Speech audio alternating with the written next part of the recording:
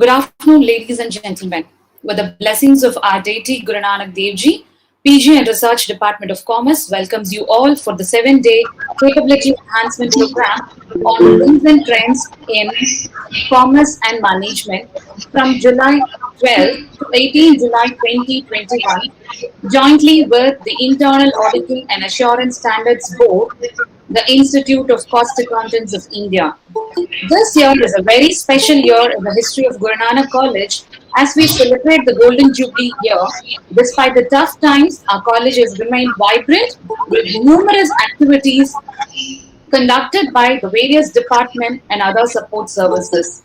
The PG and Research Department of Commerce was established in the year 1972 with a lot of accolades to the department. The department is enriched by conducting various international national conferences, faculty development program, student development program, webinar to inculcate the values and to develop the knowledge and skills of the student. In continuation to this process, our department proudly organizes this capability enhancement program on recent trends in commerce and management. We have received overwhelming response from the faculties across states working in Maharashtra, Gujarat, Uttar Pradesh, Kerala, Jammu and Kashmir, Odisha, Telangana, Puducherry and Tamil Nadu to name a few. Let's begin our program by invoking the blessings of God. May I now invite our student, Ms. Bhagyalakshmi, to render our college prayer storm. Bhagyalakshmi? Yes, ma'am. Am I audible, ma'am? Yes.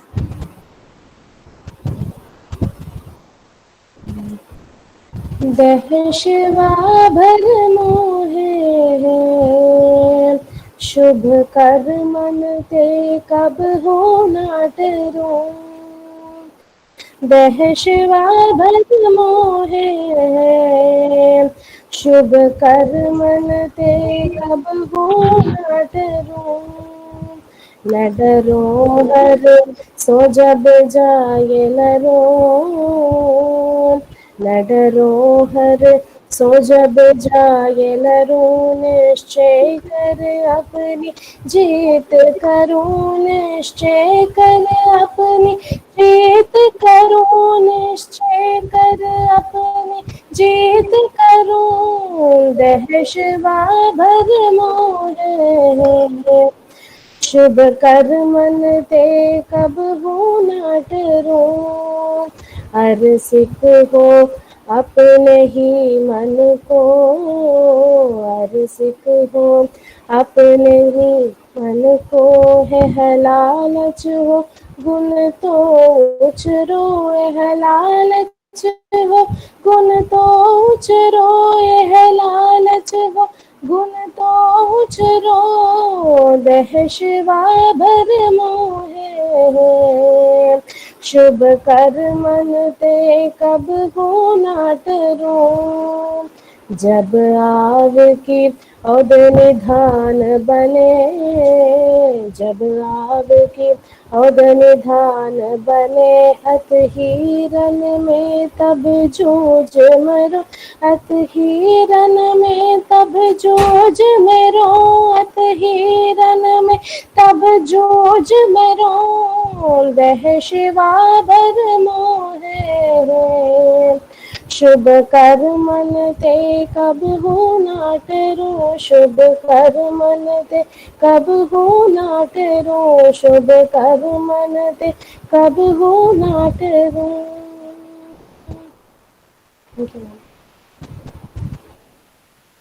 Thank you, Ms. Bhagyalakshmi. May I now invite our beloved head, Associate Professor, Chairperson to this program, Dr. T.K. Avai, to welcome the gathering. Ma'am, please. Very good afternoon to all of you. It gives me immense pleasure to welcome our revered General Secretary and Correspondent, Mr. Majid Singh Naya, and our most respected Principal, Dr. M.G. Raghunathan, who has been a great motivator behind all the activities of Guru Nanak College. I feel extremely privileged to welcome the President of the Institute of Cost Accountants of India, CMA Biswarup Basu, for honoring us by accepting our invitation. I extend a warm welcome to the Vice President of the Institute of Cost Accountants of India, CMA Raju Iyer. Sir, we feel extremely happy and proud to be associated with your esteemed institute by signing an MOU with you. I extend a warm welcome to the resource person of the day, Shri Raghavendra Prasad, CEO and Managing Director, Wifin Technologies Private Limited and Astra Quark Digi Solutions Private Limited. I extend a hearty welcome to CMA Rakesh Shankar, Member, Internal Auditing and Assurance Board, who was instrumental in arranging for this capability enhancement program. I feel extremely happy to mention that he is a prominent alumnus of the Commerce Department of Guru Nanak College. I extend a hearty welcome to Dr. Geeta, Dean School of Commerce, other deans, heads and faculty members from the various departments of Guru Nanak College and other colleges who have made it possible to attend today's program. I welcome the organizing secretaries of this capability enhancement program, Mrs. Shobha and Dr. J. Mahalakshmi, who have been continuously working for the successful conduct of this program. I also welcome all my dear colleagues from the PG and Research Department of Commerce who always extend their wholehearted cooperation towards organizing the various events of the department. Finally, I welcome all my dear and loving students who have gathered in large number to attend today's program. This program is scheduled for 14 days with 2 sessions of 7 days each in association with the Internal Auditing Assurance Standards Board, Institute of Cost Accountants of India. The PG and Research Department of Commerce takes pride in hosting the first 7 days program starting from 12th July to 18th July 2021 on the theme Recent Trends in Commerce and Management. We have eminent speakers for all 7 days representing various fields, and the topics to be covered includes light analytics for trade and commerce for day 1, integrated sustainability business reporting for day 2, GST laws, recent changes and way forward for day 3, risk-based internal auditing, way forward and challenges for day 4, changes in accounting and auditing practices in global scenario for day 5, building right business strategy with artificial intelligence and machine learning for day 6, and ERP for business, a management decision making tool for day 7. I take this opportunity to express our sincere thanks to all the guest speakers and resource persons for honoring us by accepting our invitation. I am sure that the 7-day capability enhancement program will be of great use to all the participants and will help them to enrich their knowledge in the field of commerce and management. Thank you, one and all.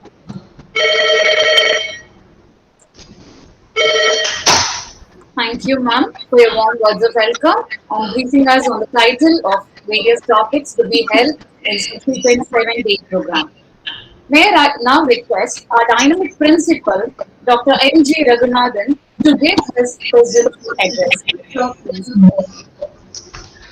Esteemed guest of honors were CMA Vishwarup Basu, President, CMA P. Raju Iyer, Vice President, Resource Person Shri Raghavendra Prasad, CEO and MD, Wifin Technologies, Organizing Secretaries Mrs. Shobha and Dr. Mahalakshmi, Chairperson of this program, and PG and Research Department of Commerce, Head of the Department, Dr. Abhay Kodai, and my dear colleagues, Dr. Uma Devi, Dr. Kavita, and CMA Mr. Rakesh Shankar, and all my colleagues who are attending this program, and the students who are attending this program via YouTube.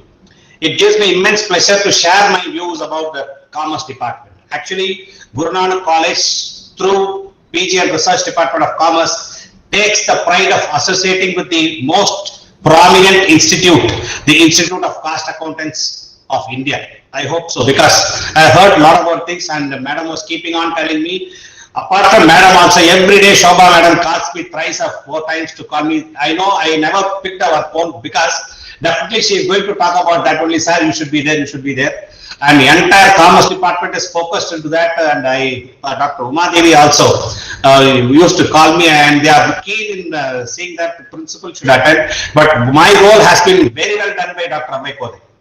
Because what all I have to talk about welcome address, she has given wonderfully, better than me also. But anyway, it's my bound duty to say that Guru Nanak College takes the pride of associating with the eminent institutes like this, really, because the programs which are organized, when she says 14 days, intolerable, because I cannot sit 14 days, but she has divided it into 14 days into two workshops, two sessions, coming down to 7 days. 7 days program. By the time, I think the entire commerce syllabus would have been covered, because the resource person which she has spoken, all are eminent personalities. And my thanks goes to Mr. Rakesh Shankar, because I know him very well, the familiar face, our prominent alumni, and he is taking keen interest in helping us to take the Guru Nanak College to the next level also.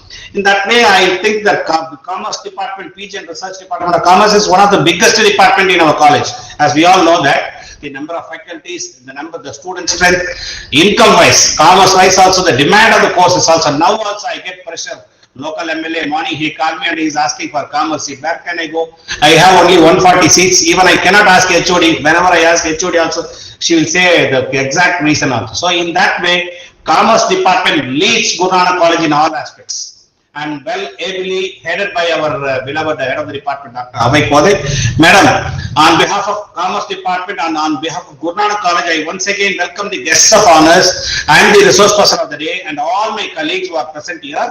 And also I express my best wishes and congratulations to the best work done by the Department of Commerce. Once again, I thank, and also I wish to Commerce Department to conduct much more programs like this. These are the programs of pride. This can be written in the milestones of Guru Nanak College. Wonderful. You are doing wonderful, very good programs, madam. Thank you. Thanks for the opportunity given to me. Thank you. Thank you, sir. Thank you very much for your words of wisdom and the constant support you're showing it to us. Thank you very much, sir. May I now invite Dr. K. Uma Devi, Assistant Professor, PG and Research Department of Commerce, to introduce the keynote speaker and the resource person of the day.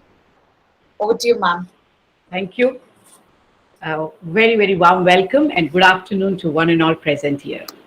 I am happy to be part of this national level capability enhancement program on recent trends in commerce and management, organized by PG and Research Department of Commerce in association with Internal Auditing Assurance Standards Board and Institute of Cost Accountants of India. I thank the organizers for having given me the opportunity to introduce the multifaceted and versatile personality, our distinguished chief guest, CMA Biswarup Basu, who has been elected as President of the Institute of Cost Accountants of India for the period 2020 to 2021 to this August gathering. CMA Biswarup Basu is the fellow member of the Institute of Cost Accountants of India and an alumnus of South Point High School, Kolkata. He started his professional career in 1985 as a management trainee in a multinational company of repute and thereafter joined Bharat Coking Coal Limited in 1988 as finance officer.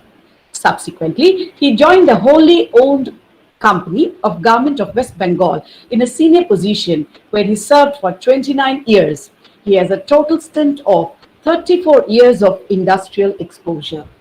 He was elected the Central Council of Institute for the term 2015 to 2019 and from 2009 to 2023 as a Central Council member.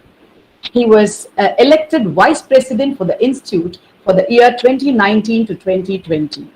He's also been a chairman and training and educational facilities and placement committee from 2019 to 2020. He's also a member of various important committees of the Institute for the year from 2019 to 2020, to name a few: Executive Committee, Examination Committee, Finance Committee, Disciplinary Committee, Coordination Committee of ICAI, ICSI,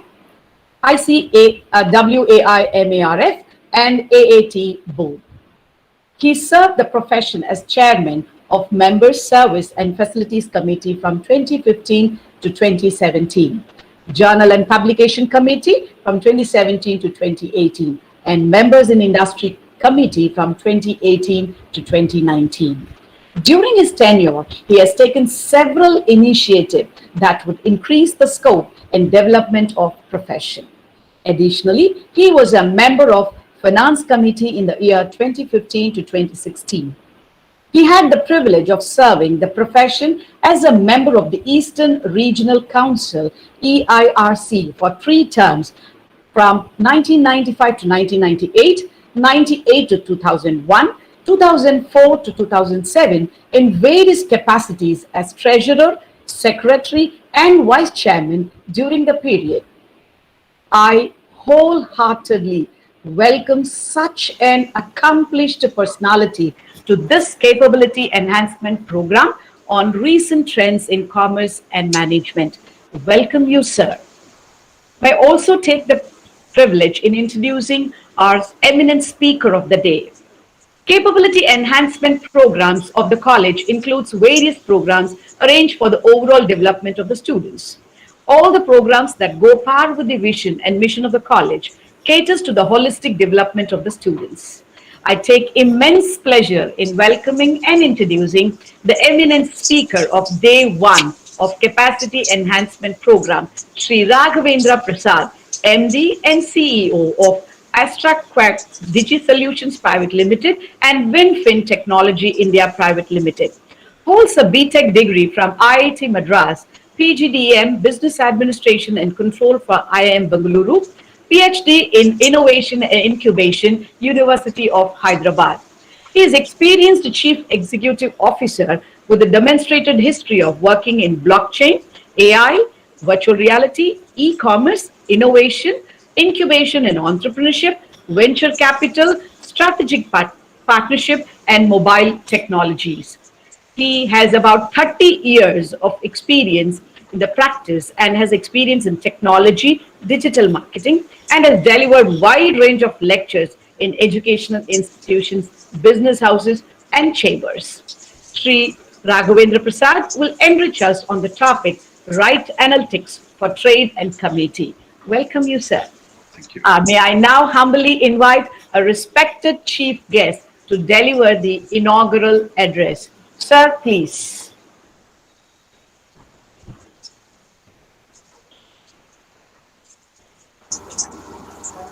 A very good afternoon to all of you.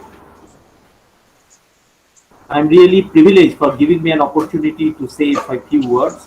Sri Manojit Singh Nair, General Secretary and Correspondent, Dr. M.T. Raghunathan, Principal, Guru Nanak College, CMAP Raju Iyer, Vice President of the Institute of Cost Accountants of India, Dr. T.K. Abha Kothari, Head of the Department PG and Research Department of Commerce, Mr. S. Shobha, Organizing Secretaries and other members of the college. Eminent resource person for today's seminar, my professional brothers and sisters, a very good afternoon to all of you. Friends, it is my proud privilege to address you all on the first day of this 7 days capacity enhancement program on recent trends in commerce and management organized by PG and Research Department of Commerce, Guru Nanak College, in association with Internal Auditing Assurance Standards Board, Institute of Cost Accountants of India. The Institute of Cost Accountants of India and Guru Nanak College, Chennai, signed an MOU in the month of March 2021, having identified the common areas to mutually collaborate with each other for academic collaboration, skill-based value-added training, offering certificate and diploma programs to the students of the college. Friends, the MOU also provides for organizing joint lectures in the form of faculty empowerment capacity building programs for professionals for the benefit of academic fraternity and professional members.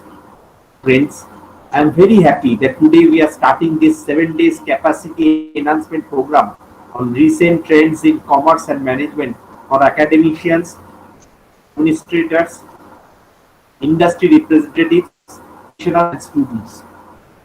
In the business ecosystem requires professionals their roles and contribution to society at large. The profession is not immune to these changes. The opportunities for commerce and management students in industry are huge, but only if they accept change as inevitable and work proactively to shape their future roles with business. Change is the essence of human civilization. There is a proverb that old order changes, yielding place to new, and God fulfill themselves in many ways. Yes, friends, there is a change. We need to be ahead of the changes. We need to be acquainted with techniques such as artificial intelligence, blockchain, cyber security, data analytics. Preparing the profession for the future requires an emphasis on implementing a comprehensive, integrated approach to the international accountancy education that includes current and future professional accountants with skills, capabilities, and ethical behavior required for evolving business environment. Roles for accountants in business will continue to change. A digital, data-driven, and resource-constrained world provides enormous opportunities and risks. The CFO and finance function needs to help navigate, measure, and communicate what matters to long-term success and brand reputation at the same time as dealing with the expectation of investors and boards for short-term performance. We are observing that increased technology usage is leading to shrinking of jobs, but accept that there is growth in some sectors too.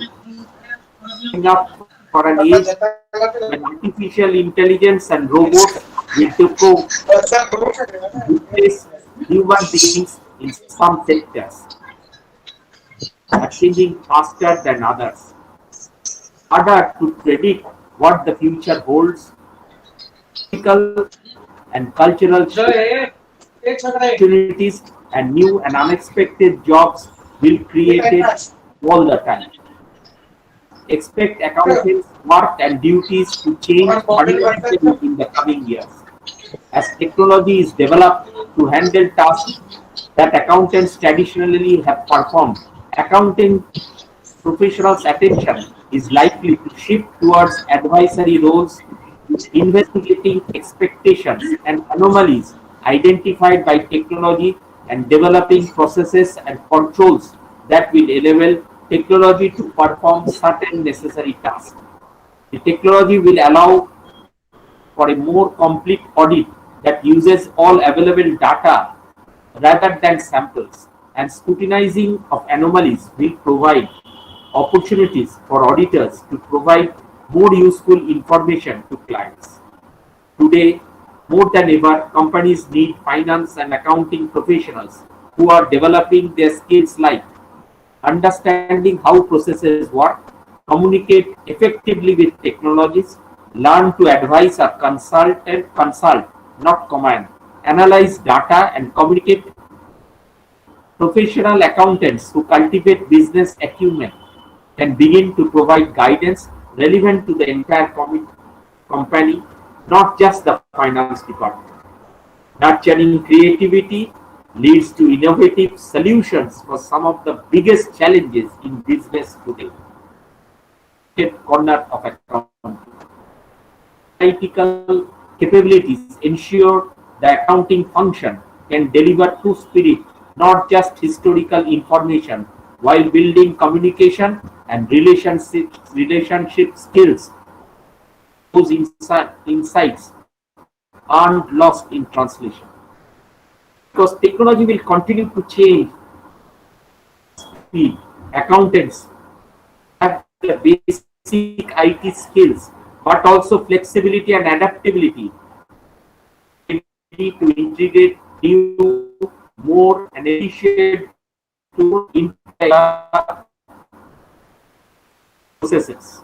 Friends, as I see opportunities for professional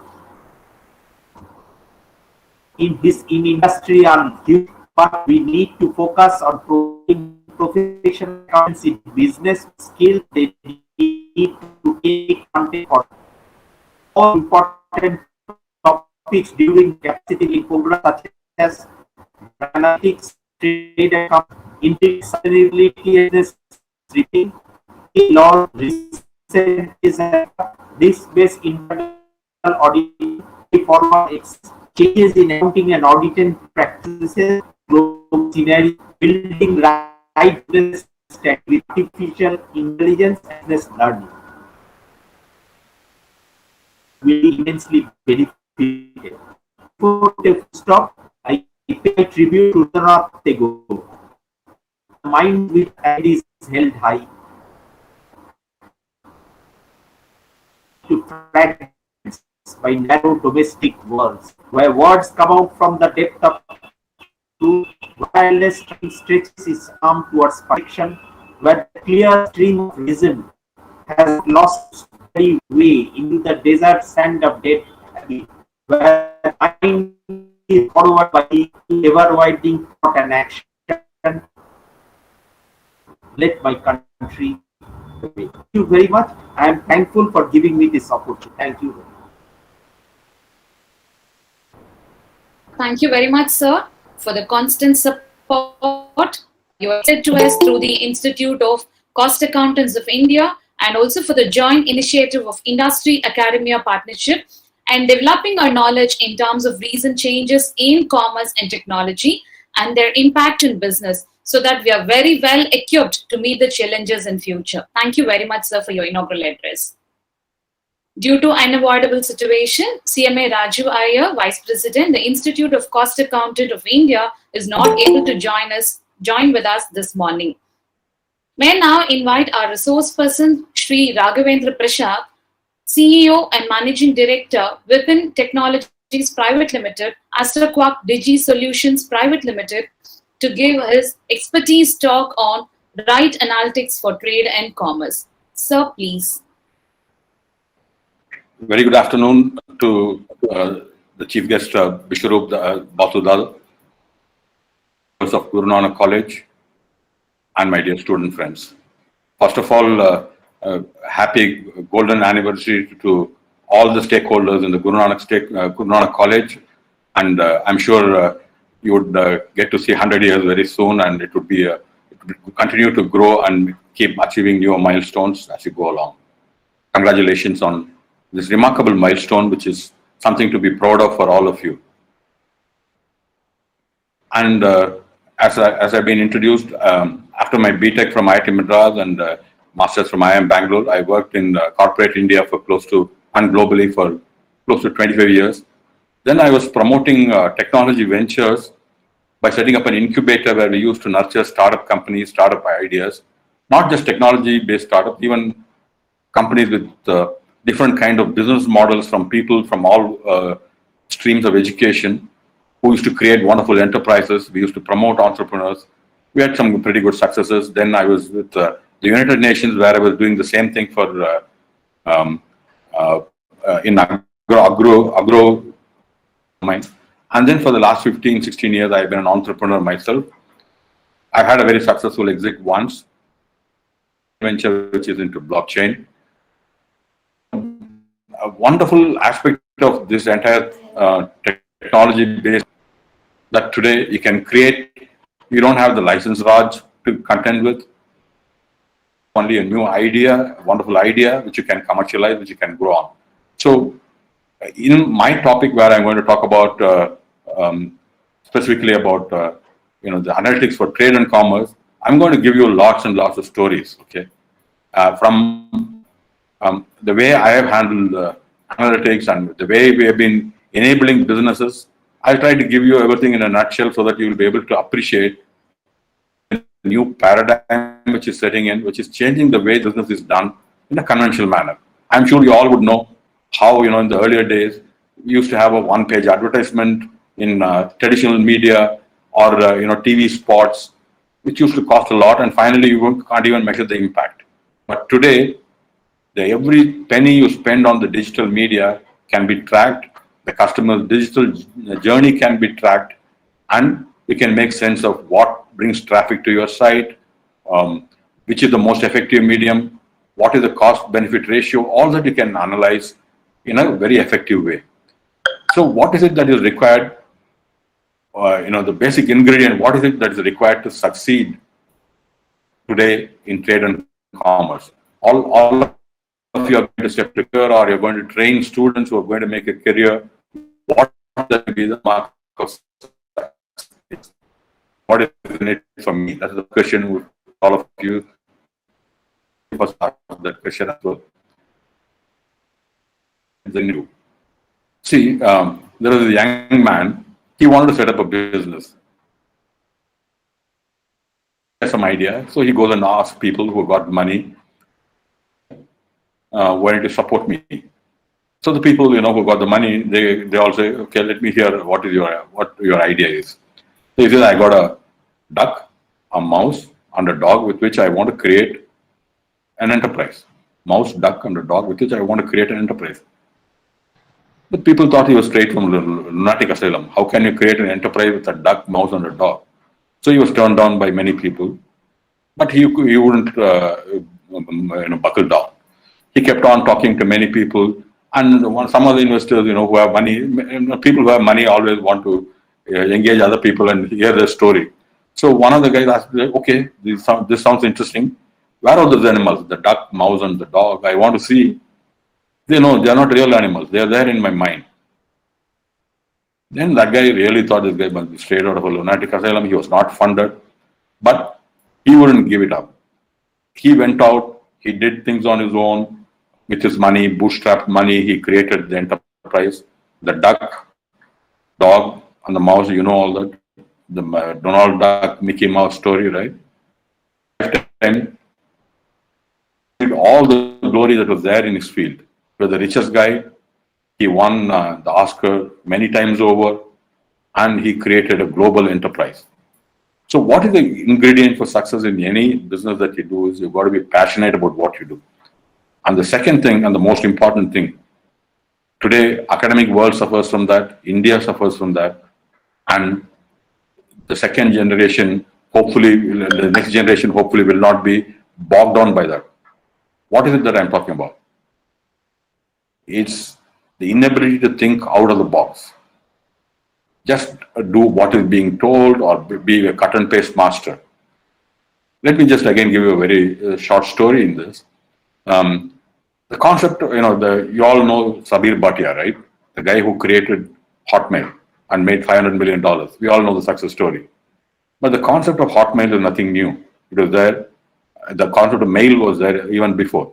But what was unique about Hotmail was he created a personalized mailbox where you can have your inbox, outbox, draft, sent mail, all that can be organized, and you had a free mailbox of, initially it was 5 MBs or 6 MBs, and then now today, of course, it goes up to a GB and more, 15 GBs and more. But the ability to package it and make it into a customer-friendly product to $100 million. Now there are a dime a dozen free email, but none of them could become a Hotmail, right? So the ability to think out of the box is very important. Incidentally, when Sabir Bhatia was in Stanford, to an assignment, he went to the library, looked up at all the books, internet. So internet didn't have so much information. Comprehensive report which covered all the subjects which they ever done research were ever done. It was a very comprehensive report, and he submitted it. Chagrin had got a C grade. Because he went to his professor and he said that done what I think is a wonderful job, but I got only a C grade. It's a compendium or a comprehensive work of, but what is your value addition? What is your contribution? It's a great cut and paste job. That's when it stuck on him hereafter. My creativity going into it. It cannot be a cut and paste job. Today, most of the academic world, most of the students in the academic community, they're all victims of cut and paste.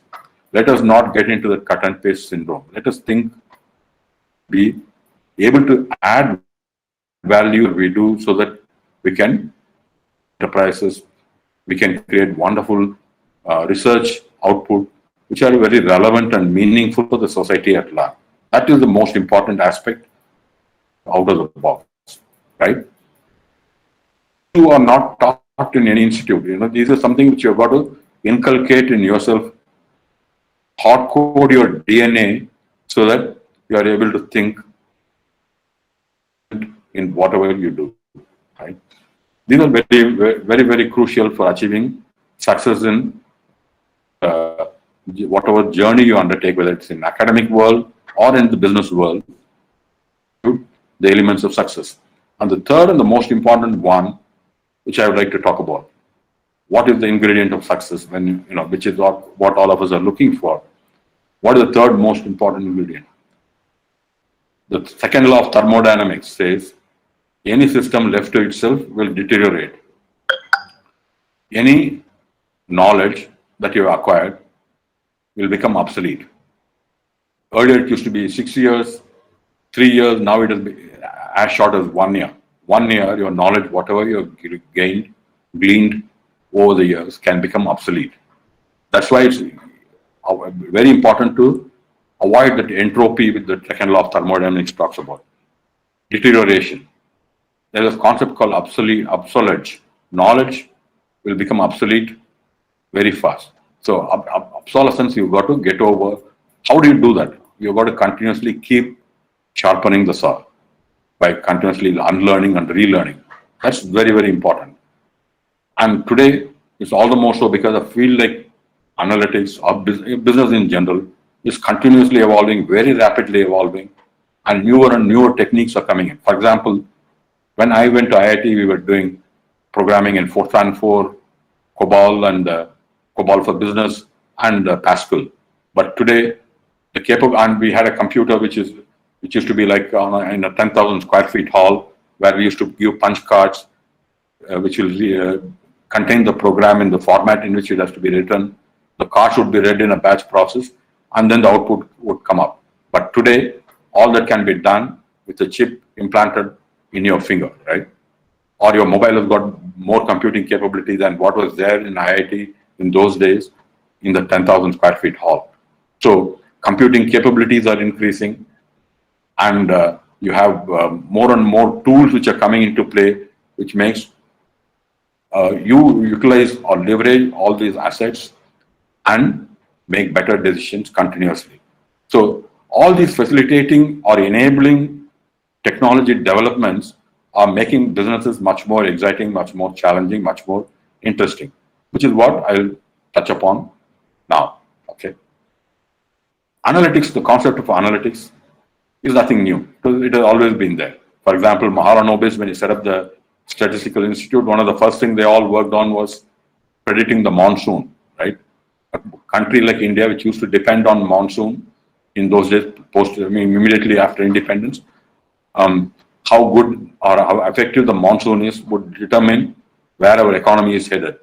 So predicting the monsoon so that we can take whatever corrective action we could take was one of the major pain points of the challenges which faced our predominantly agrarian economy then.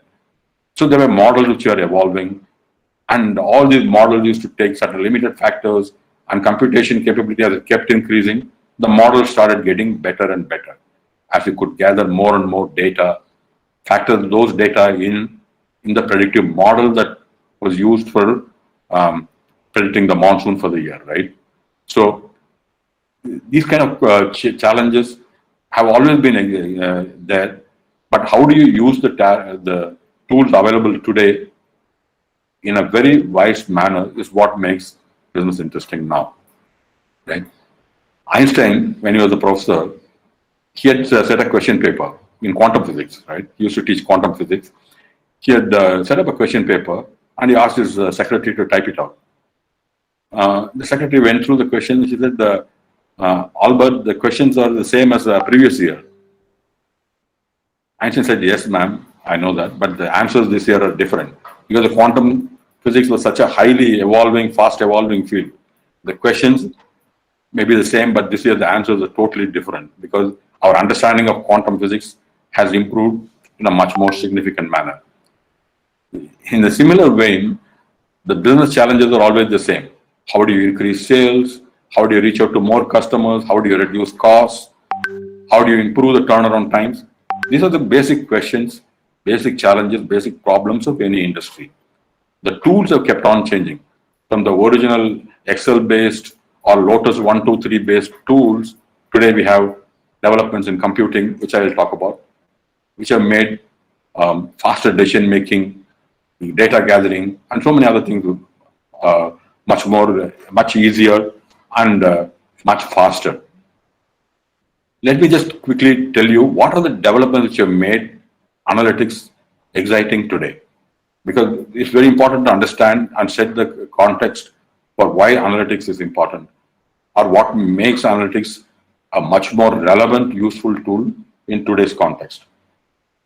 The first one is, of course, the tools like big data. What is big data?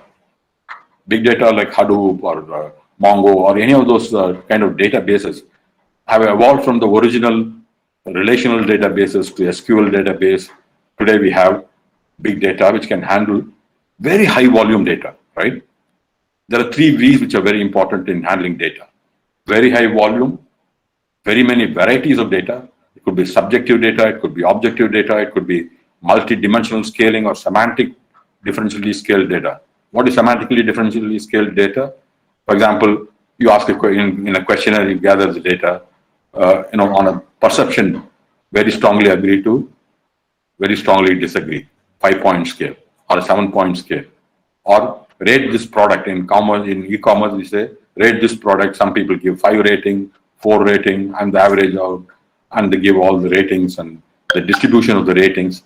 So this is another kind of data. So all these kind of varieties of data need to be handled, and big data can handle that variety of data, not just volume, the variety.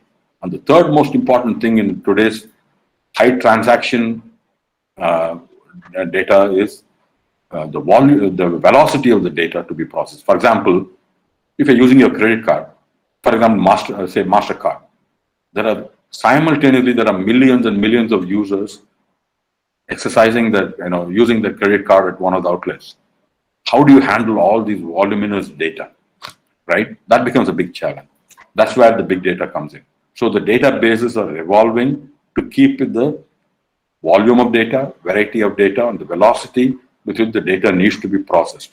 So that big data is another tool, one big tool which has made handling multiple data and processing it very easy. And the second and the most important, second most important thing is the Internet of Things. What is Internet of Things? For example, you capture so many data from various sources. How do you do that? There are transducers. For example, even your mobile has got GPS. The GPS data is very important. In a website, you go and browse a website, the TCP IP or the location of your IP location is tracked to understand where you are from. And then it is mapped with your demographic data. So all this is IoT, right? So IoT is playing a very temperature, pressure, transducers, and sensors are gathering data which was hitherto not possible or very expensive, very easily possible and amenable. For example, at every truck today, even a corporation, municipal solid waste gathering or disposal trucks, they have their pressure transducers to measure the weight, whether the trucks are loaded properly, whether they are discharged at the right location. All that can be tracked when combined with GPS, which is again an internet IoT-enabled device, right? GPS. So the global positioning system along with transducers again make life very easy. Similarly, for maintaining the cold chain, whether you have been able to maintain the cold chain, the temperature. In a critical item like, for example, vaccination, it can't fluctuate in terms of temperature as it goes down the supply chain, right? If the temperature goes beyond the prescribed limit, the vaccination will be useless, right? So how do you, whether the temperature is maintained right through the value of the supply chain can be measured through temperature sensors, which will store the data and send it out to the central server at frequent time intervals. So you can see whether the integrity of the cold chain has been maintained or not. Similarly, you have even your IoT and home automation. For example, is the lumen or the lux in your room okay? If it is not okay, it can automatically switch on the light. Similarly, a refrigerator can understand what exactly you have, how many apples you have, how many of you have, what vegetables and what fruits and what other drinks you have, whether you want any replenishment based on your menu preference. You can speak it out, or you can enter and you can see whether you have the ingredients required in your fridge for making the plan, the menu that you have planned for, that you can do it. If not, it can tell you these are the things which need to be ordered, and it can order by itself, or you can order it and procure it, right? So these kind of IoT-enabled devices have made analytics much more interesting and exciting. I just touched upon one scenario in supply chain or in ordering, but it can be used in multiple ways. For example, in one of the cases which I'll tell you, in Saudi Arabia, one of the princes, he owns 300 restaurants of various types. Some are burgers, some are kebabs, some are pizzas, some are steaks. 300 restaurants, Indian restaurants and Western, all kinds of restaurants spread all over the Kingdom of Saudi Arabia. Now there is a central warehouse which is near the port Amman, and there are 5 regional warehouses, and all these warehouses hold goods at 4 different temperature ranges. Some are totally frozen, some are in the cold storage range, some are in the refrigerator range, some are in the ambient range. So it can hold, for example, meat, or it could be flowers, whatever is the product, or vegetables, or some other things like commodities, like groceries, which can be at the ambient temperature. So it maintains all 4 temperature products in 4 or 5 regional warehouses. There's a central warehouse which procures goods from 18 different countries. Because Saudi Arabia doesn't have much of resources, they procure from 18 different countries all the produce. And this is a fully integrated supply chain today, thanks to IoT and analytics. For example, in each restaurant, how much has been the takeaway order? How much has been the in-dine consumption, in-dine order, and how much has been the consumption? For example, how many people came in, dined, what are their orders? All that is there in the what we call the billing system, point of sales billing system. Similarly, how many home deliveries were there, how many takeaways were there. So all the items are there, SKUs we call them. And there's an input-output correlation which tells you for these items, for example, a pizza of this topping, how much were the vegetables, pizza dough, and whatever else is consumed. So there's an input-output correlation which tells you this much has been consumed in this restaurant, and this is the reorder level at which the order has to be placed on the regional warehouse. So all the restaurants will raise the order automatically on the regional warehouses. The manager of the restaurant, if he wants to have, say for example, a steak festival, he can order more varieties of certain particular thing for the subsequent week. It need not be automatically generated. He can overrule and add something which he wants to do for that particular week. And then this order goes to the regional warehouse. Regional warehouse will in turn get it from the central warehouse. Central in turn will procure it in turn from the various suppliers which are there in 18 different countries across the globe. So fully integrated supply chain using analytics and IoT is a reality today. And these restaurants are running successfully. They have been able to do just-in-time inventory, have been able to procure, because if you don't procure it on time, it has to be air freighted, which means higher cost. So how do you lower the cost? How do you meet all the demand? How do you make sure you don't lose the business? For all these is very, very important.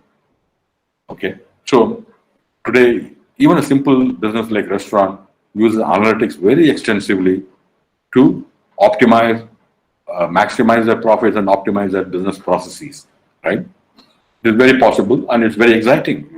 A simple mom and pop restaurant has made significant leaps by leveraging technology. Now, what exactly is analytics? How is it different from the conventional statistics or the data which we used to interpret in the old way? As I told you, the computation power, IoT, blockchain. Blockchain is nothing but distributed ledger where everybody has a copy of the ledger, so nobody can go and tamper with any data. Everybody wants the data.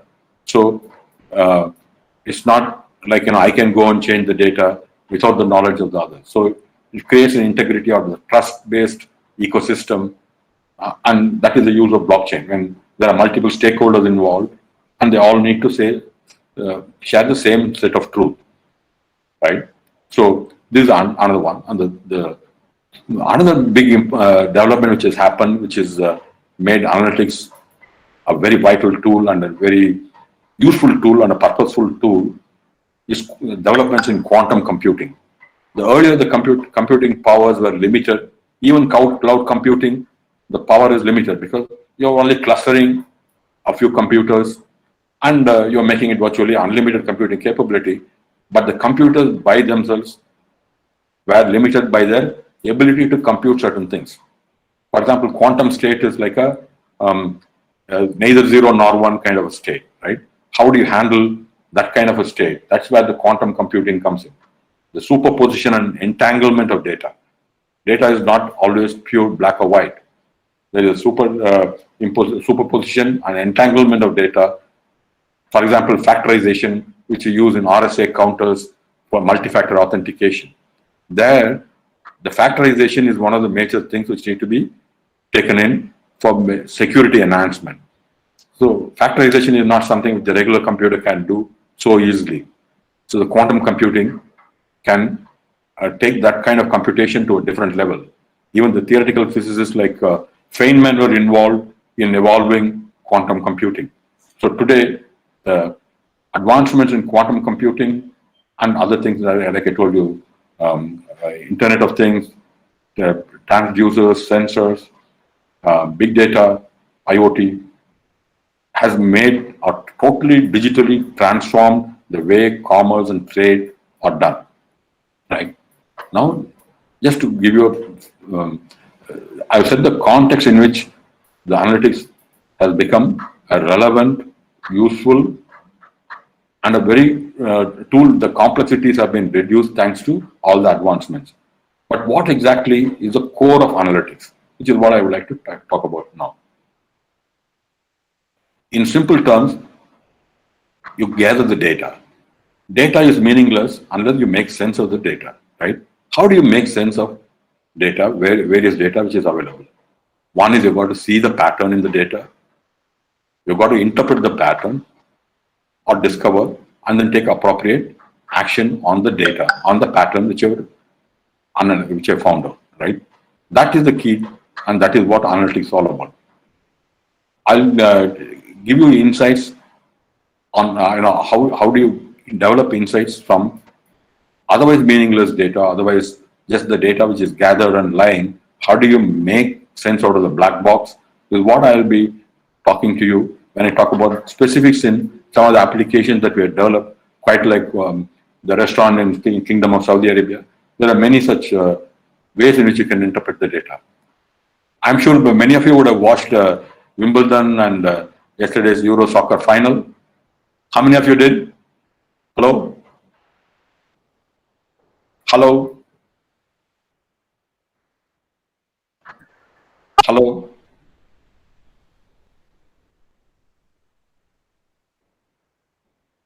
See, sports analytics has become. Yeah, because I wanted to tell you something which you can immediately identify and associate with, and then go on from there. For example, sports analytics is becoming very interesting. Now you see pitch maps, all the statistics, how the video statistics are being gathered and analyzed, right? For example, Cheteshwar Pujara's batting, they found out chinks in the armor. For example, fast incoming delivery is not able to cope with properly. So they've been able to exploit that weakness. And of course, Cheteshwar Pujara himself he'll realize his weakness, and it helps him to get over that weakness. How both the parties are using that analytics. The bowlers are using it to exploit his weakness, and he is using it to correct his flaws or his mistakes in the game. That's how sports analytics is involving. Even Kumble, being a smart engineer that he is working on sports analytics, where there are sensors which are fitted on the bat and each and every point in the bat. So what are the point of impact? What is the angle of impact using video analytics and combined with the sensors? In which point was the impact? Where the ball went? Whether it went in the air? What was the point of impact? How was the timing in the shot?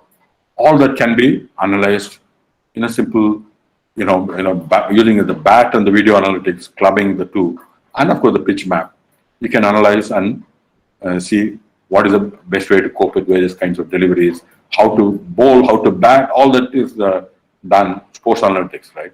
Similarly, in tennis, yesterday Wimbledon final, Berrettini, how many double faults he served, when all he served, how many first serves were right, how many second serves were right, how many points were won on the first service, how many points were won on the second service, how many unforced errors.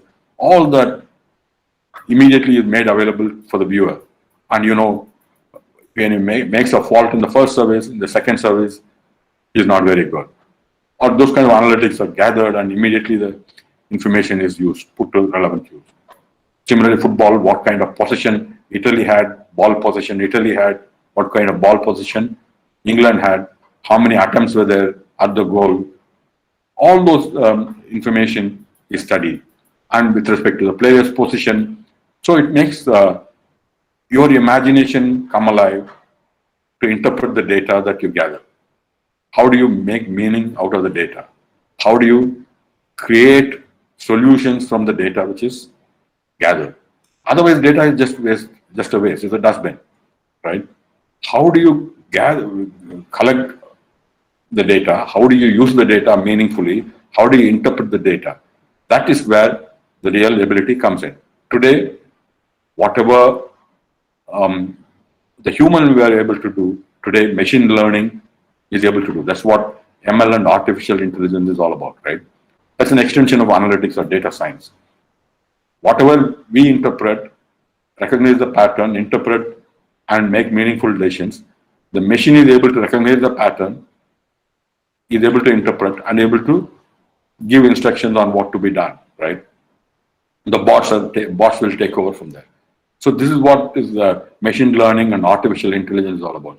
The machines being smart, fast, quick, with better computing capability. But your ability to think out of the box is unbeatable, right? So you got to be much smarter than a machine to be able to add value to the data. That's why it's very important. Otherwise, you will become redundant. Your machine can do your job better. You're not required. So you got to be one up on the machine. You got to set the pattern for the machine, right? Machine by itself is learning capabilities are limited. You got to teach the machine what to learn, how to interpret the data. That is still in the hands of the programming or the people who is able to interpret the knowledge, right? So sports analytics is another very important area which we all know. In trade and commerce, how do we do that? One is, for example, I will take a simple case of Big Basket, right? Big Basket, what all you bought, right? What is your buying behavior? From which site you came in, or did you go straight away try Big Basket, or you saw something, you were browsing something and you saw Big Basket, there is an Alfonso mango offer and you clicked on that and came over. How did you visit that site? What prompted you? What brought you? What is your digital journey, right? That they are able to gather. Similarly, what is your buying pattern? On these days you bought this, on these days you bought that. All the data is analyzed. What is your typical buying behavior? Which product attracts you? Based on the demographic profile, they are able to correlate the two, income and other profile. They are able to understand and correlate and make sure the right product is available for you at the right time. And they prompt you. People who have bought this also bought this. Or if you have bought this, why don't you try this also along with it? So those kind of cross-selling and upselling is possible using analytics.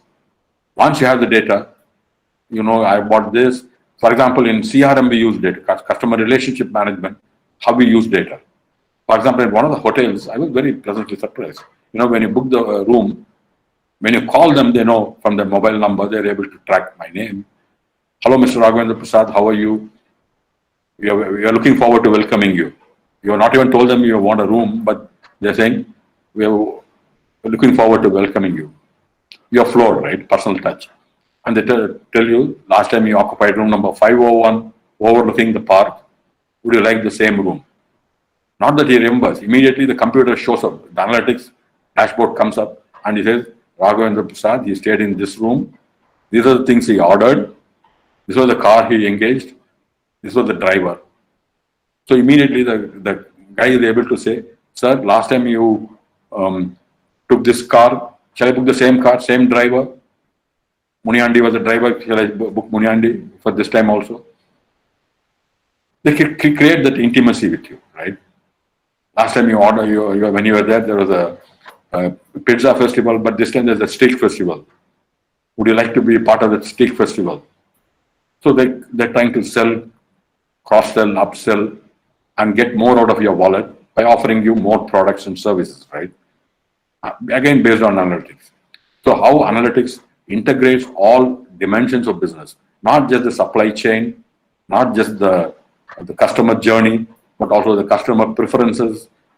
All the entire customer journey is tracked, and they're able to give a better experience, be able to sell more, give you, create the kind of loyalty. That's very important, right? Today, loyal customers are not there. Customers by nature have become promiscuous or they're innovative. They want to try various products and services. But how do you create loyalty in this kind of a challenging atmosphere? For that also analytics is very much used. This is how they create that kind of intimacy and try to upsell, cross-sell and create that bonding with you, right?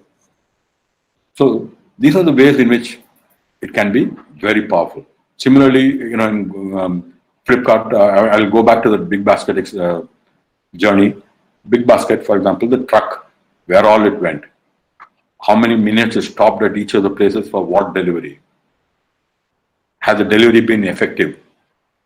What is the cost per delivery, unit cost for delivery? All that can be analyzed, right? The truck was utilized only so much. It traveled only 80 kilometers, it did only 20 deliveries. This is the cost per delivery. How do you optimize that? How do we handle it better? If it had gone to address one particular delivery in a remote area, is it possible to have an automated delivery to that place? Or can we tie up with a partner? Say, for example, today the people are looking at robotic deliveries for remote locations, where the cost of serving through conventional means is very high. Can we service that customer who is in the back of beyond through a drone or on the robotics or an automated guided vehicle? These kind of options are being thought of, right? So this is how the commerce is made interesting. Analytics is how using analytics. How do you fulfill the order, right? How do you reduce the cost all the time? How do you create better customer experiences? All these are very, very interesting and exciting areas. Let me just conclude with 3 stories which we did for various companies, and then I'll give you from the commerce, you're all commerce students, from the commerce and accounting students. From that perspective, I'll touch upon the basics of how to use analytics in your domain, and then I will leave it open for questions. So 3 stories first, right? One is for a company, masala company based out of Kochi. Okay, the company had also acquired a company from actor Mohan Lal, who also had a masala making company. They acquired this company as well. So we gave them a solution where end-to-end tracking. Supposing there are 10 farmers who grow mirchi, that is the chilies and so many farmers growing baby corn, whatever are the inputs, turmeric, whatever. In each of those farms, what is the soil condition of the farm?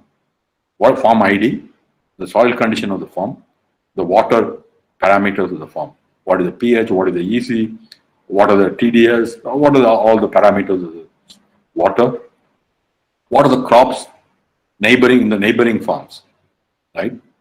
All that is tracked. There's a digital passbook which is generated containing all the transactions which the farmer did on the farm. When he watered, when he paid what, sprayed what pesticide, when he gave what manure or micronutrient, all that is tracked. And it is again linked to the date of harvesting. So when it is harvested and sent, there's an RFID which is put on the gunny bag, which or the crate or the pallet. And when you are taking it for processing in your plant for making, say, a masala powder, where the chili came from, which farm. For this batch number, I use chili powder from this farm, turmeric from this farm. All that I can identify and track later on and go back to the farm practices if required. Then each batch, when I produce, I know these are the raw materials I used, and finally this is the produce. The produce batch number is also there. All that is system tracked. And this produce went to an outlet in the 3rd street of Alwarpet in this particular shop. And that customer has a complaint. I can trace it back to the batch number and the farm number. Right? This is the kind of analytics which is done by the FMCG company. Not just that, supposing there's a distributor van, goes in a van and distributes to various outlets. In commerce parlance, we call it a beat, or the route which the traveling salesman takes. What are the shops he covered? Is it the ideal route? What are the shops he covered? What are his sales? What are the various SKUs or the items he sold to various retail outlets on the particular route? How many outlets he covered? What is the total sales? As it happens, this data comes and hits from his mobile. It hits the server. How many people retailers return certain goods for some fault or expiry date getting over or poor packaging, whatever reason. There's a return that is also captured. All that is enabling the management to take swift decision. This route is very effective. We are able to sell so much. Or, for example, this guy has not been able to go to KBT Nada department store in the last 1 week. Though he's selling our product, this traveling salesman, he has not gone to that particular place. All that can be analyzed. Which item is selling, item-wise sales, route-wise sales, region-wise sales, the trends and preferences, all that, which gram package is selling high in which area, right? 200 gram is selling high in this area, 500 gram is what is selling in this area. All those can be tracked and traced, and you can serve the needs of the customers better and increase your sales and profitability. That's the key, right? So the entire supply chain is, the trade route is covered and better managed using analytic tools. As it happens, there's no time lag. As soon as the billing is done, you get the information. These are the routes he has covered. These are the items he has sold. These are the people who have bought these items. All that is fully tracked, right? And today, e-commerce again has enabled those kind of tracking much easier, right? These are the people from this area who have bought this product. This is the demographic profile of the people who bought this product. All that can be traced, tracked, and analyzed. Similarly, how it can be mapped with the customer journey. There are innovative customers who will be the first to try out any new products or new offerings. We call them innovative customers. The second set of customers are the early adopters. Once the innovators have tried, then the early adopters will come in. They will try your product. Then comes the late adopters. People who will say, okay, these people have bought, my neighbor has bought, he's given a good opinion about this product, so I will also go for this product. They are called late adopters. Then laggards. Laggards are the last set of people who will come in after the late adopters also bought, and everybody is buying, so I will also buy. The laggards. But as a company, you need to address all these 4 segments differently. There are innovators who will try anything new. They are your initial target. So how do you communicate the right message to the that early innovator segment. Then early adopters. The way you communicate, the way you package your product, the way you sell the product has to be different for different segments, right? So in doing all this, analytics comes in very handy, right? Then the pharma companies. In the pharma company, for Cipla, one of the pharma biggies in the country, we gave a solution where, again, the medical representative, he goes and meets on different days. He takes a different beat or a route and meets certain doctors and pharmacies in that particular route. So we know what are, which doctor is writing what prescription, which doctor's prescriptions are followed by other doctors. All that data and how much of each product is sold, how many strip people have bought, all those data is analyzed. Similarly, the efficacy or the efficiency of the traveling salesman or the medical representative's journey is also assessed. Is he going optimized? Is his route optimized? Is he able to cover maximum number of doctors? Is his interaction effective? Is he able to give the branding collaterals which need to be given to the doctor? Has he been able to give what has been the result of his interaction? All that is captured and is made available for analytics then and there, right? As it happens. So people, as a manager, are able to take better decisions, provide better inputs, and make the entire exercise more efficacious, right? That is the whole idea of any business. Similarly, I told you about e-commerce, how Big Basket, for example, how they're optimizing the time spent in delivering, making deliveries. How do you optimize that? And similarly, where the customers are coming in from. All that can be analyzed today. So analytics as a tool is very, very powerful. And much before all this, when I was heading a foundry, 97, 98, I was the head of 1,000 crore foundry. And in a foundry, which is making castings basically, steel castings, iron castings, there is always a challenge, right? There's a firefighting always. And as a person, as a CEO, I'm responsible on whether each day, whether we are making any improvement, small improvement, how have we performed the previous day, what are the corrective actions to be taken today? How do you do that? What are the simple ways to do that?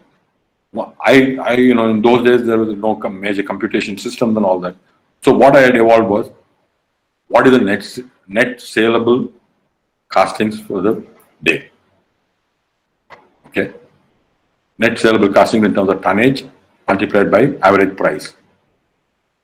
If it is low compared to, when you see the trend, when you do the basic analytics, if the price, if the sale is low, is it low because the quantity is low or because the price is low? Or both are low? If the quantity is low, then I drill down further. The quantity is low, is it because the production is low or the rejections are high? If the rejections are high, where exactly, in which stage the rejections are high? So like that, you keep drilling down, you understand what are the problem areas, how do you tackle the main problem that is confronting us for that particular day. And then you can set the trend, right? So it's very, very crucial. This one has to use one's imagination. That's why I said out of the box thinking is very essential to arrive at how best you can help yourself make decisions and do your work better using analytics. That is the key. And it's no rocket science, okay? Let me just tell you. You all have heard of DuPont analysis, right? DuPont analysis is nothing but profit by sales multiplied by sales by capital employed. Simple. At the end of the day, you're measuring your profit by capital employed. But to measure that, you've got to do profit by sales multiplied by sales by capital employed. What does it imply? Whether the problem is in sales per profit as a percentage of sales, which means the profit and loss issue. That is, you're not managing your cost properly. Or is it sales to capital employed, which means how you turn over, how do you manage your capital or working capital, that is the problem. Where exactly is your problem? That is DuPont analysis, right? Today, this can be broken down into minute elements. Working capital, you can break it down into debtors, you can break it down into creditors, receiver, whatever. Inventory, finished good inventory, WIP inventory, your finished raw material inventory. Like that, you can break it down into various elements and see whether if it is a balance sheet related issue, how do you address the balance sheet related issue? Is my receivables very high, or am I paying off my creditors very early? Where exactly is the problem? So we can address that, the DuPont ratio. So analytics from various sources in ERP, from so many other data that you get, you can do your business better by superimposing with a simple ratio like a DuPont ratio, right? That's how you do smart business today. The opportunities are unlimited. The only limitation possibly is your own imagination, your own ability to think and apply it in the right way, in the right context. So this is going to be the way business is going to be done hereafter, right? Whether it is conventional businesses, IT, e-commerce, whatever be the business, trade and commerce will be driven by analytics and machine learning and AI. And the field is very, very exciting. And the way we are going to gather data, even the eyeballs of the people in a retail outlet is tracked. Where the attention goes for the person who comes shopping. For example, I go to a snack rack and buy certain snacks. The snacks in which particular row and which particular position gets my attention. They track to that extent and make the displays accordingly, right? So there are multiple ways in which the data can be gathered, analyzed, interpreted, and meaningful decision can be made. In effect or in summation, this is what analytics is all about. It's a very exciting field. There are multiple confluence of technologies, enabling technologies, which makes this the most crucial element of any business, most exciting part of any business. And there are going to be a lot of opportunities coming up in this space for jobs, for entrepreneurs to provide right kind of solutions, come up with the right kind of challenge, solutions to address the challenges which are faced by the industry. And I'm sure with all your fresh thinking, you will be able to come up with better ideas, able to add value to your job using analytics. Thank you so much for giving me the opportunity to share with my thoughts on analytics and how it can facilitate trade and commerce. Now I would like to welcome questions. Please go ahead. One of our professors in IIM, he always used to say, no question is stupid. Most of the answers are. So don't be different about asking questions. No question is stupid.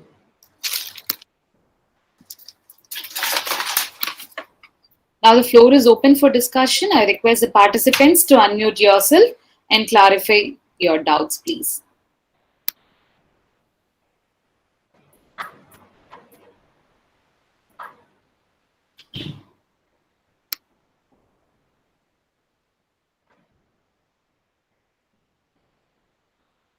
Are you convinced that this is a very powerful solution and this is going to transform digitally the trade and commerce? I don't see many hands raising.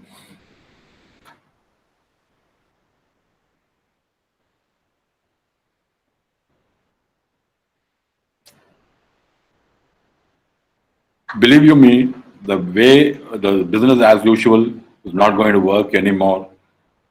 People have realized that. For example, today, what are the first page, the dummy first page Hindu advertisement? You don't remember, right? Or any newspaper? If you have seen the newspaper, if not today's, yesterday's. Today, these kind of traditional medium have not been able to track the effectiveness, track the digital journey of the customer. Whereas Google has been a game changer, and today many companies, other companies, Amazon and so many others are following suit. So business as usual is not going to work anymore. There are ways in which you can track the digital journey using, whether they are on the first screen, second screen, or the third screen. You can track the entire journey, right? Sorry, I saw one hand went up. Hello? Santosh Patra, sir, I think you raised your hand. Sir, you can unmute yourself and clarify your doubts. Senthil Kumar also.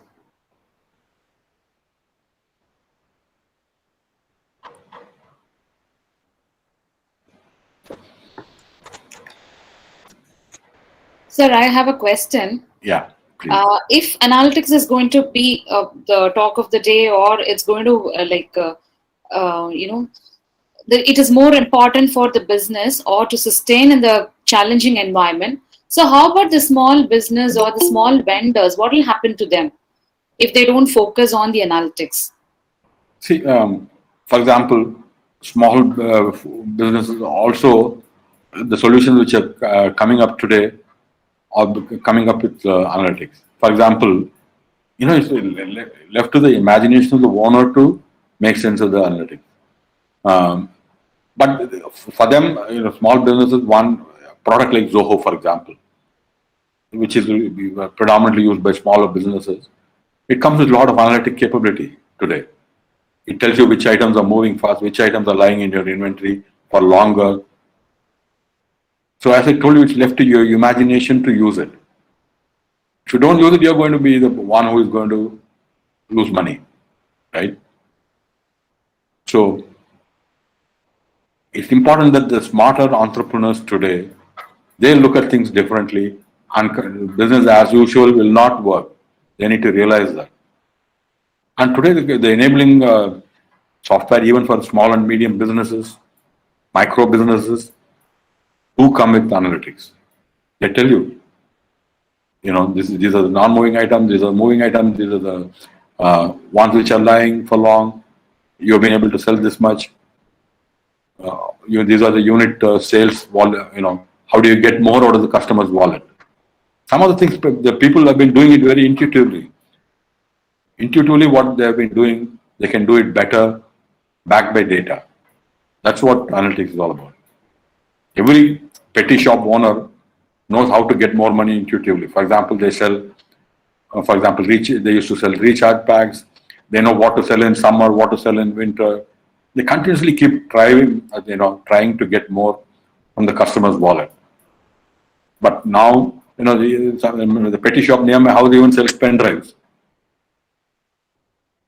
He's smart, he knows there's a demand. So he keeps five, 6 pen drives and he keeps replenishing the stock.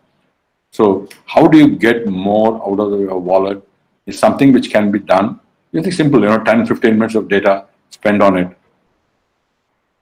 If you ignore it, you do it at your peril.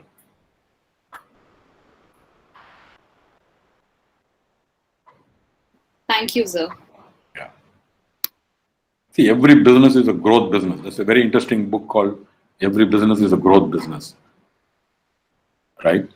And there's another book, Good to Great by Jim Collins. How good businesses can become great businesses by doing things differently.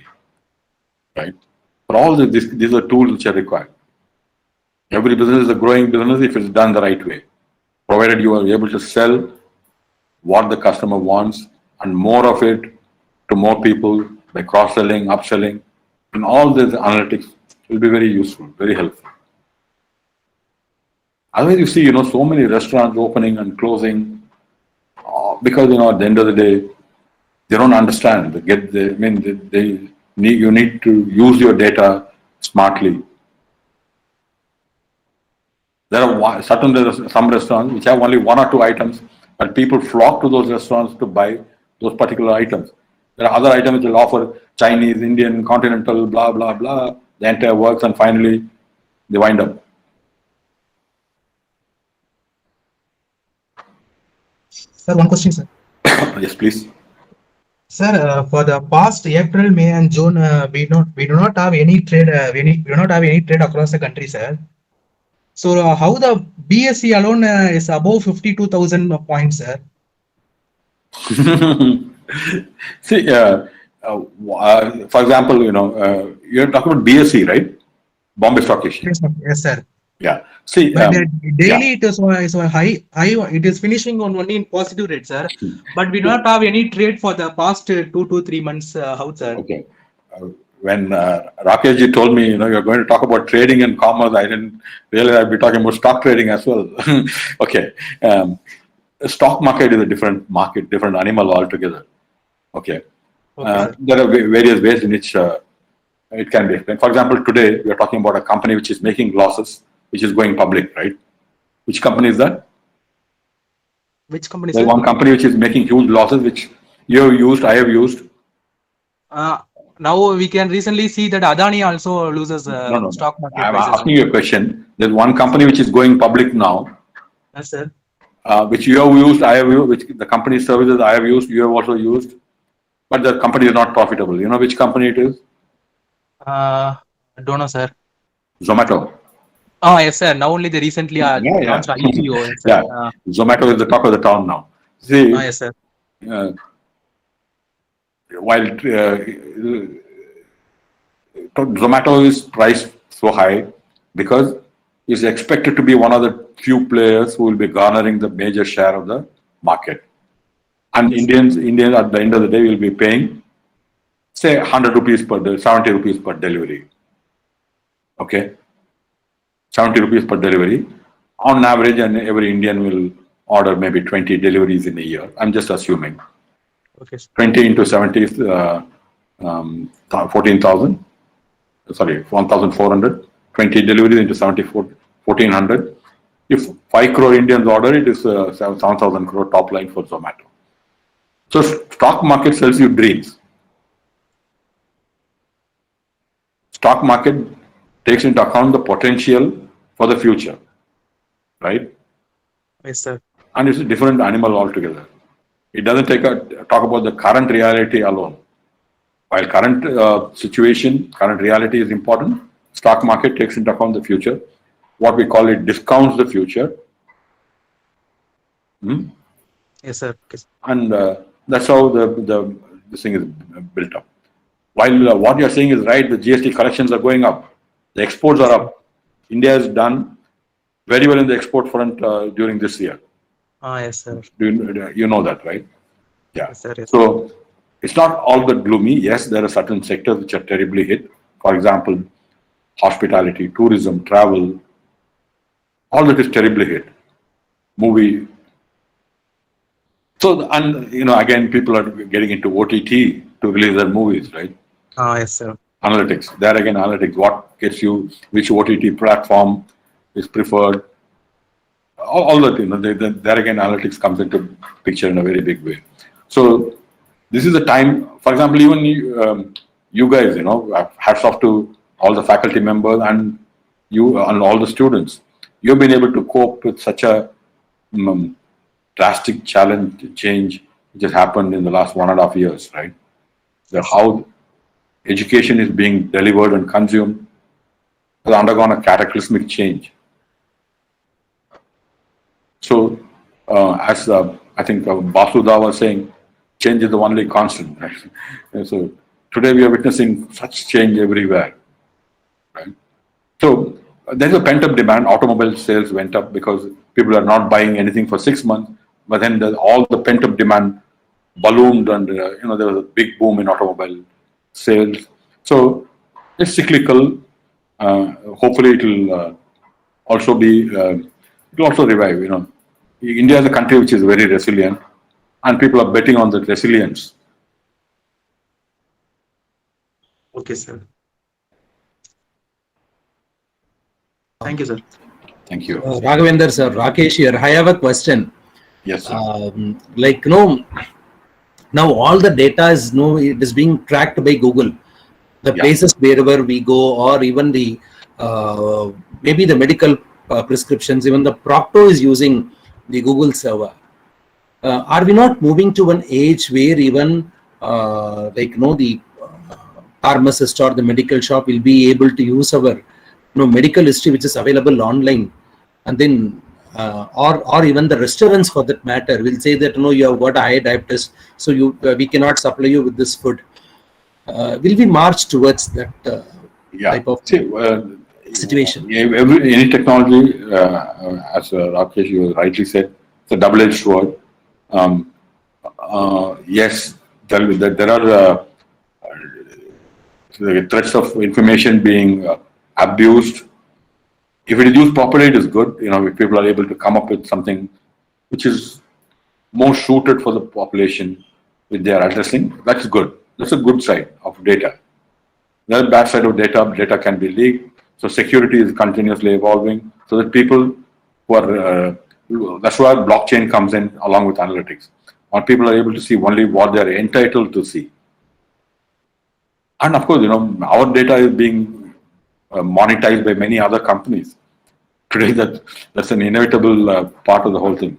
Farm Easy, for example, they may not make money in selling you products, but they'll make money in getting to know what all you're consuming, who are your doctors, and all the prescription data, which is like impossible to get in today's context. That's why there's so much rush. 1mg, NetMed, all the companies, acquisition by Geo, acquisition by Amazon, and all that. Yeah, data is one issue. That's why government is coming up with a lot of stringent regulations on data privacy and data security. But it's at the end of the day, as they say, it's a trade-off. You're getting it cheaper for selling your data. WhatsApp doesn't come free. If they say WhatsApp for each message is a 5 paise, it will not work, right? But it's free, but then they monetize it elsewhere.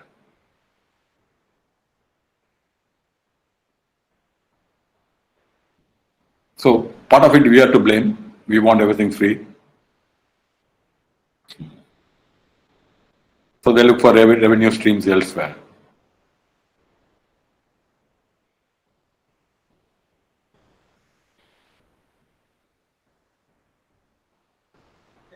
Any more questions?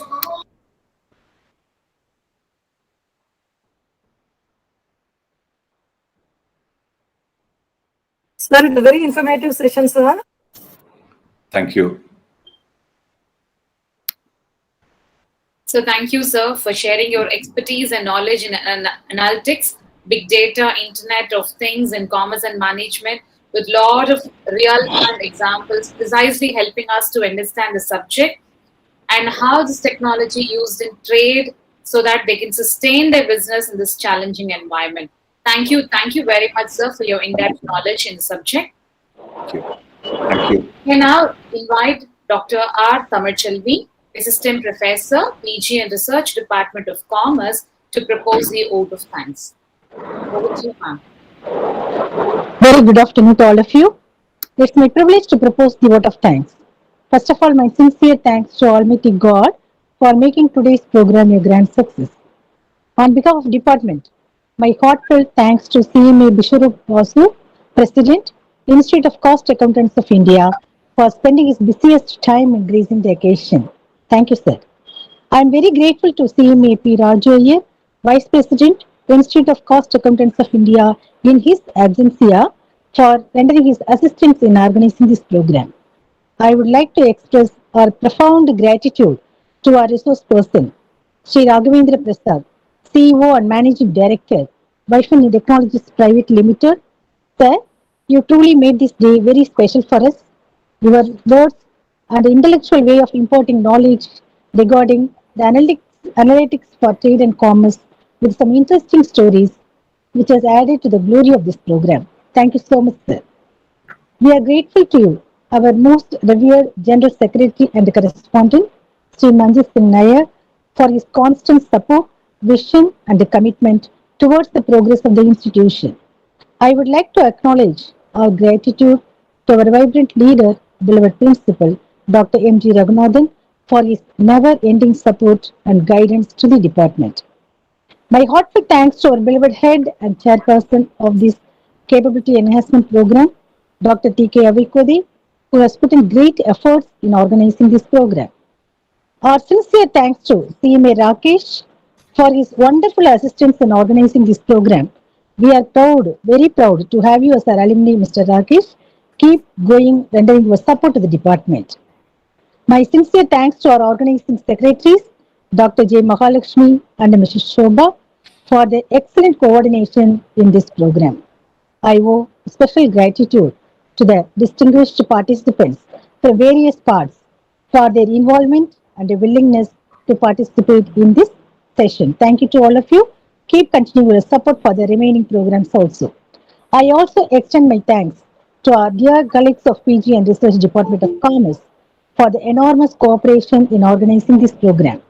I would like to place a record our heartfelt thanks to deans, heads, and the faculty from various departments for your valuable presence of today's program.